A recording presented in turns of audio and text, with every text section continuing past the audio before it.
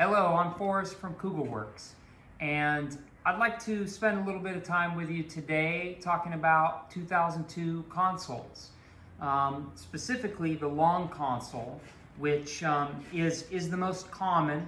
The short console would have come in an earlier car, and then the long console like this in all of the later cars. This is an original console that is kind of dismembered here. But these are some of the original parts that would have come with it. And I'm going to go over this with you and also show you, and we will assemble one of our complete consoles that we make and sell. So it's going to be good. Stay tuned. The reason that we started making these parts and offering them was most of the cars that we were seeing and working on had pretty tired original consoles, and some of the parts were either broken or missing, and over time some stuff gets lost, and you may have all the parts and comes apart well, and this is designed more or less the same as far as the assembly. A lot of the parts are interchangeable. However, sometimes you'll have a basket case car and need to start from scratch. And that's why we started offering it as a complete. The shift surround that would originally have come with the console does not have a cup holder, and ours does. The mounting holes and hardware is the same as the factory. So it'll fit with your original sides, and it just goes deeper. So this back partition gets replaced with a shorter one that's in there. And then this rear bracket from the original console that slips into the back of this floor and then bolts in, it has these little heater deflector tabs that our console does not. We just deleted those to simplify the manufacture of that. If you do have an original one, you can swap it onto your aftermarket Kooglewerks complete console and use the part with the deflectors. Originally, the console would have come with this ashtray assembly that has screws on the sides and screws on the top. It also houses the flasher switch, and then there's a second that would either have a switch blank or a factory driving light switch in it.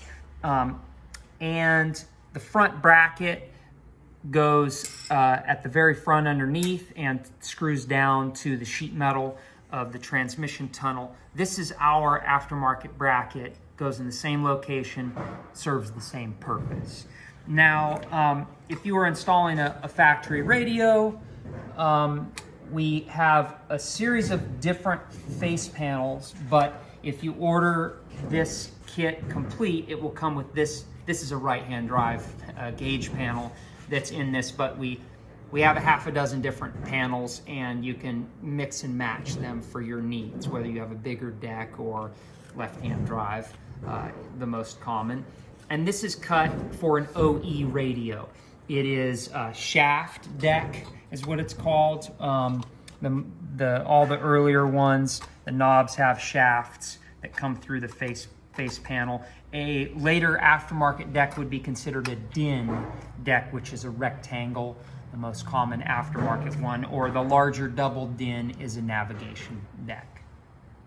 Anatomy of a 2002 long console. This would be the shift surround, storage compartment floor, rear partition, and gauge radio panel.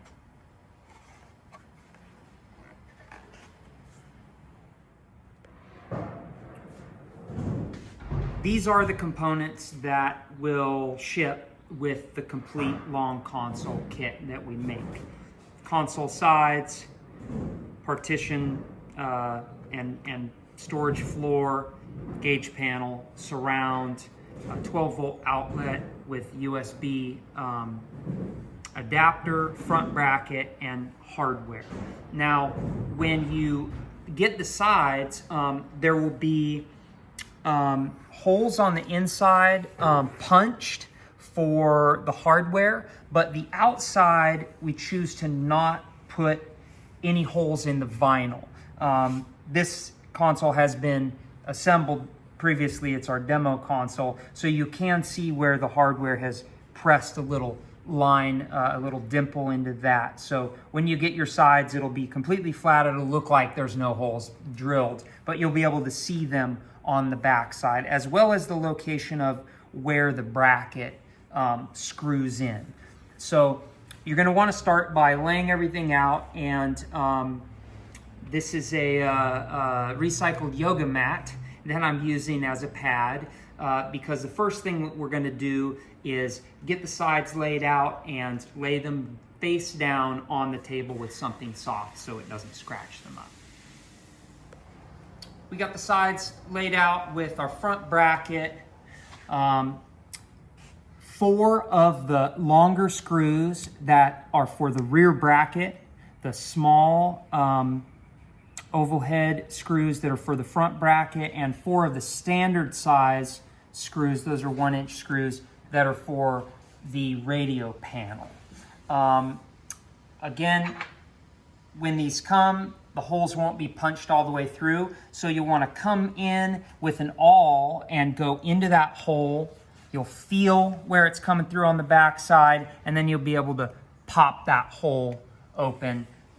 This is our demo set, so it already has the holes, as I mentioned. Once you know where those go, then you'll know where the screws go through.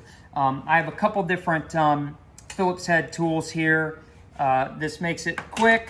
I also like this little ratcheting head screwdriver, but you'll need a longer one for doing this front bracket. And when you lay this out, it's wider at the back because the console goes wide at the rear. And when these screws go in, they're a little offset, so this long screwdriver ends up being able to clear the back flange of the bracket. If I had this shorter one, it would be in here hitting. So long screwdriver really helps. We are going to assemble these parts all on one side so that an entire side is put together before we put the second side on.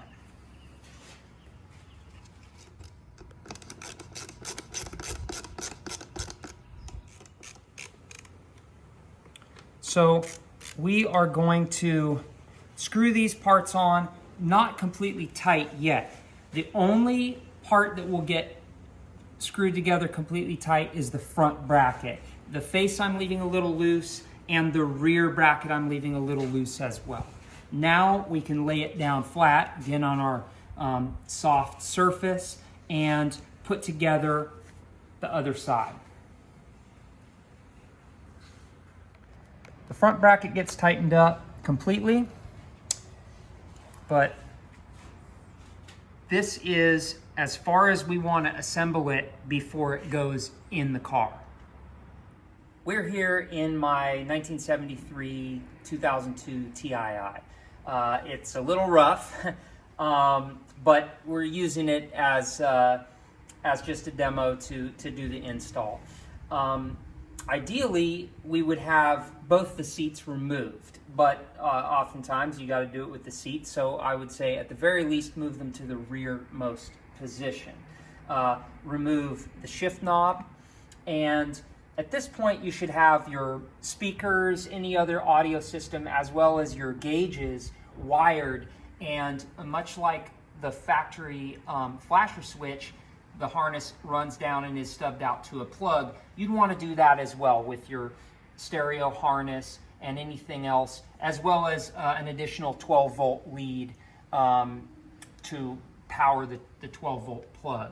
So once we're kind of laid out like this, we want to take this, which we have not yet installed, the shift surround, and load it in from the back, because it tapers to the front. You can never get it all the way in that easy, as well as the rear floor panel. It tapers to the front, and it gets loaded in as well. Now this entire assembly can go straight in, and because it moves around, you're able to get it over the shifter as well. The shifter is all the way back.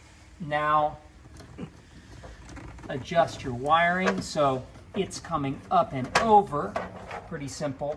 And it's not real important where the cup holder is now. Pop that to the front, but we do want to move it all the way forward until this lines up and seats against the dash nicely.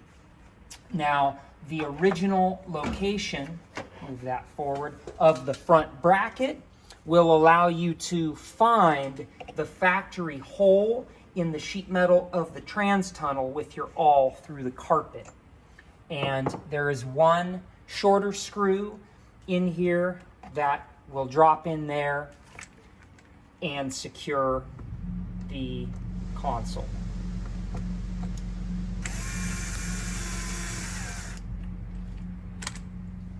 Now that our console is in position and the front bracket is screwed securely to the floor, again, the upper radio panel is still loosely screwed in, as well as the rear bracket. We can take our shift surround cup holder, lifting it up and bringing it back. You want to watch out that the U-nuts don't gouge into the vinyl because it's real close. I'm spreading this out a little bit to clear the bracket and then bringing that down ever so slowly to seat into place. This should more or less be flush with that. Once that's in place, we should be able to find the U-nuts in through these holes to get the location of our 1-inch screws, front and rear.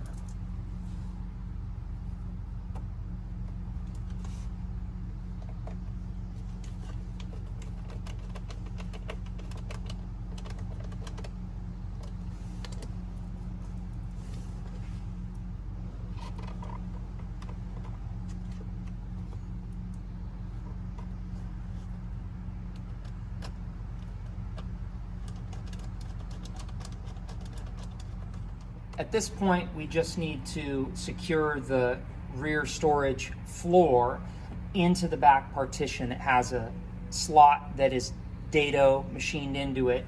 It hooks into that slot, and then there's one screw at the very front that has a U-nut. There's another shorter screw. You can take the screw tip out of your little screwdriver. It's pretty tight, but getting it back there straight down, finding that U-nut, and then tightening it up. Once we get that in, you do have the option of unscrewing these 4 bolts that hold the radio panel to access it at any point for servicing or to finish your stereo install. Ideally, you'd do that all prior to having it completed and installed. Next, we can look at the shift boot. That seems like a simple thing to install, but there is a bit of a trick. And what I like to do is pull these inside out, and the French seam, this side, is always going to want to face the back so you can see it. It goes over the top, and then the small zip tie provided, folding this seam over so it's flat, come around just below the threaded portion of the shifter and tighten the zip tie up.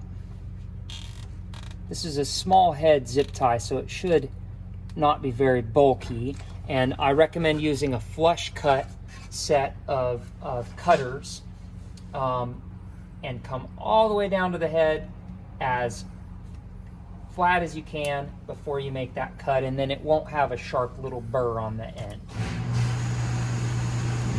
Okay, we're gonna make sure the air compressor doesn't kick on again during this, but to continue, zip tie on, cut flush, ready to go. It's upside down. You want to be careful that the threads don't gouge the leather. Flip it right side out and all the way down.